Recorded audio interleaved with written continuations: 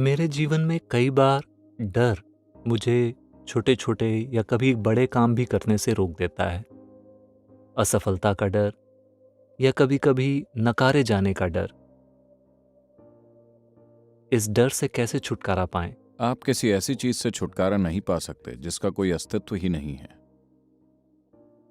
इस समय क्या आप डरे हुए हैं? अभी कि मैं आपको नुकसान पहुंचाने वाली कोई बात कह दूंगा, क्या इसी बात का डर है? अपने जीवन के हर पल में क्या आपको डर लगता है? नहीं। तो जब आप डर में नहीं होते, बस वैसे ही बने रहिए, क्योंकि डर पैदा करने के लिए आपको बढ़ा चढ़ाकर कल्पना करनी होगी। डरा हुआ न होने के लिए आपको कुछ भी नहीं करना होता। डर पैदा होता है जरूरत से ज्यादा कल्पना के कारण। जो चीजें नहीं हुई हैं, आप उन्हें भी बना रहे हैं। क्या हो सकता है आपके मन के हिसाब से चीजें उससे हजारों अलग अलग तरीकों से होती हैं। ज्यादातर वो कभी होती भी नहीं। जिन चीजों का आपको डर रहा है, 100 चीजें लीजिए जिनका आपको डर रहा है, शायद उनमें से 99 चीजें कभी नहीं हुई, है ना?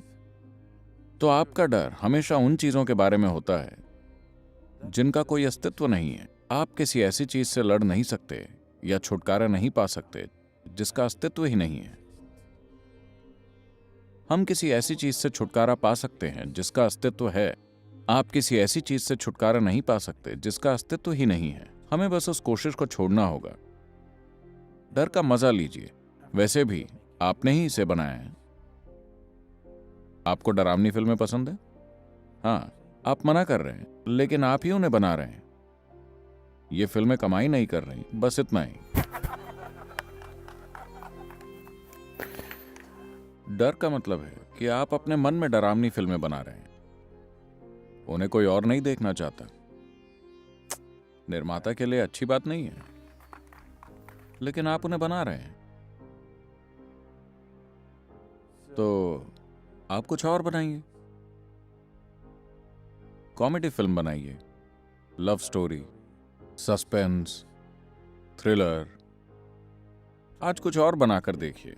बस बैठिए और एक लव स्टोरी, एक सस्पेंस थ्रिलर और एक कॉमेडी फिल्म बनाइए। अपने मन में 5-5 मिनट की फिल्में बनाइए। सच में अपने मन का अलग तरह से इस्तेमाल शुरू करें। ये एक ढर्रे पर चलने लगा है। ये बस हर समय डरावनी फिल्में बनाने के पैटर्न पर चलने लगा है। आप बहुत सारी डरावनी फिल्में देख चुके हैं। कुछ और बनाइए। ऐसा नहीं है कि अगर आप ऐसी फिल्में बनाएंगे तो वही चीजें आपके जीवन में होने लगेंगी। हो सकता है कि वो ना हो। कम से कम आप फिल्मों को एंजॉय करेंगे।